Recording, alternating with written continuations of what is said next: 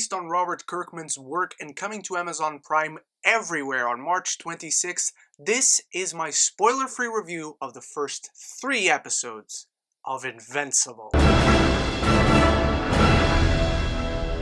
follow the ups and downs of a teenager's life whose father is the most powerful superhero on the planet, and I want to thank Amazon Prime for allowing me a chance to check out the first 3 episodes of Invincible. No spoilers here, as I want you guys to enjoy the show. Also, no grading, because I have not seen the entire first season, just the first 3 episodes. But before I dive into my thoughts, why don't you let me know your thoughts? Are you excited for Invincible? Have you read the comic? Should I read the comic? Because I wanted to go into this completely blind, and so far, I'm very happy that I did. But drop that in the comments below, start the conversation, and while you're down there, if you haven't done so yet, if you're new to the channel, why not click the subscribe button? It helps me, it helps the channel, and you'd be showing your full support, and also you will unlock your true superpower if you do so. So even not having read the comics, I am always up for new superhero content, and by my research, this show visually is very faithful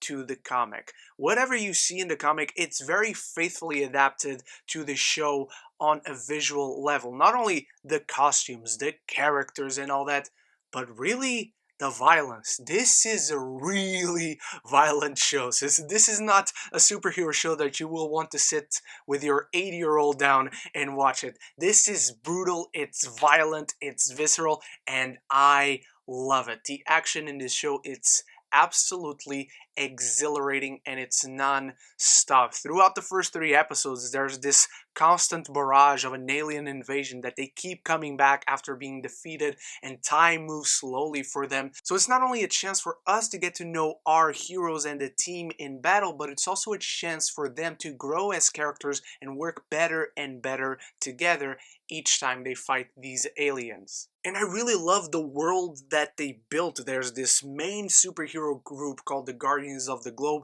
Then there's a few guys who are off on their own, but the Guardians of the Globe work for the government. And then there's new emerging superheroes who have to grow in ranks to become like the main ones and be accepted into the team. And in that sense, the world building works very well. And it reminds me of another Amazon show, and one of my favorites, The Boys, that gives us this view of superheroes as celebrities, and I really think that enriches the world of these shows, and it works very well in The Boys. It works extremely well in Invincible. I also really love the animation, and I want to thank whoever greenlit the fact that we finally get an animated show that is not just 20 minutes long.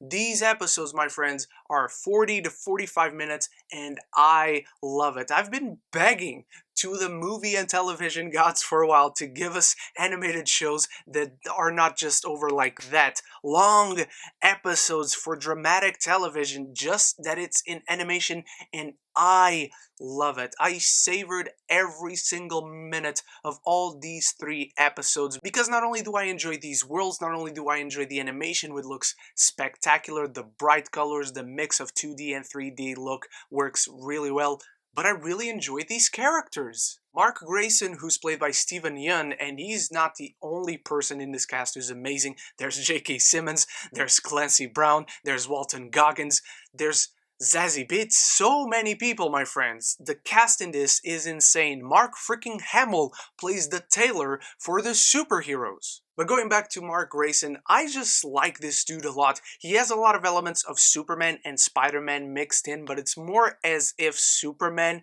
is kind of his father, and he's just getting to know this new world. His powers have just awakened when we start the show. So I really like origin stories. I'm a sucker for those.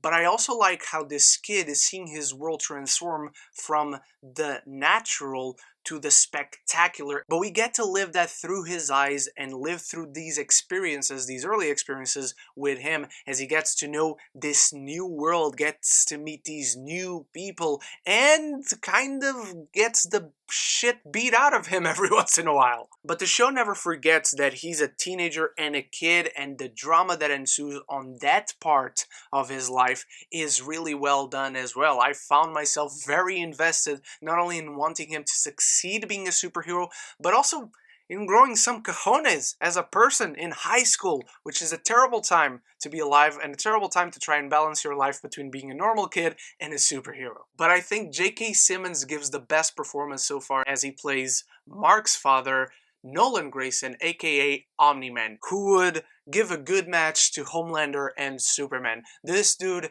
is amazing. I freaking love him, and I love his relationship with his son. I love him as a superhero. There's one point in this show that he goes to help his son fight the aliens and he kicks all the ass. But the show also has a very interesting mystery and story beyond the characters, because for the first 3 episodes, each time I ended one, things changed drastically. And at this point, I have no idea where the show is going, and I love that. And I'm so glad I didn't read the comics beforehand, because now I'm completely in mystery, and the show makes it very intriguing. Not to spoil anything, but if you plan on reviewing this show when it comes out, prepare yourself to record your reaction to the end of episode 1.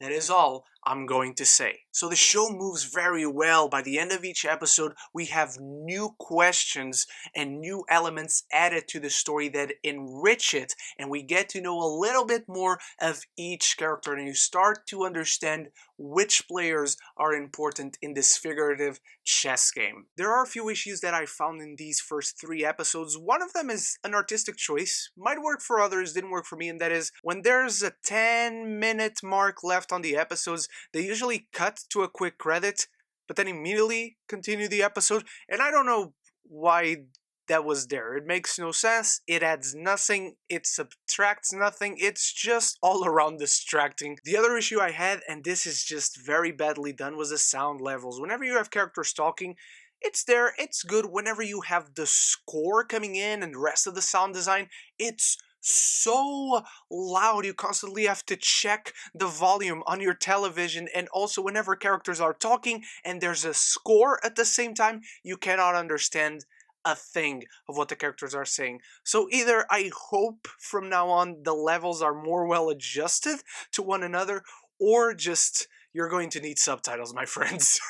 Invincible is off to a great start. It gives us rich, compelling characters, a great world that is easy to understand, and just fantastic, fun, exhilarating action sequences that I cannot wait to see more of, along with a fantastic cast that I haven't even told you everyone that's in this show, and I won't, but I definitely want to see more of Clancy Brown's character, Darkblood, who's such a very intriguing character. But that's my review and thoughts on the first 3 episodes of Invincible. Very intriguing story, rich characters. Cannot wait to see what they do next, and I hope you guys join me in that adventure as I cover more Invincible going forward. And thank you so much for checking this video out. Again, if you haven't subscribed yet, but you watched this far, why not click the subscribe button, support me and the channel. You'll always be aware of every time I upload a review, whether it is for Invincible or any other stuff that I enjoy reviewing, geeky stuff, and like to talk to you guys. Thank you so much for watching. You are the best. Stay tuned for many more reviews coming through this week, weekend, and forevermore. Until the next one, love each other and love the movies.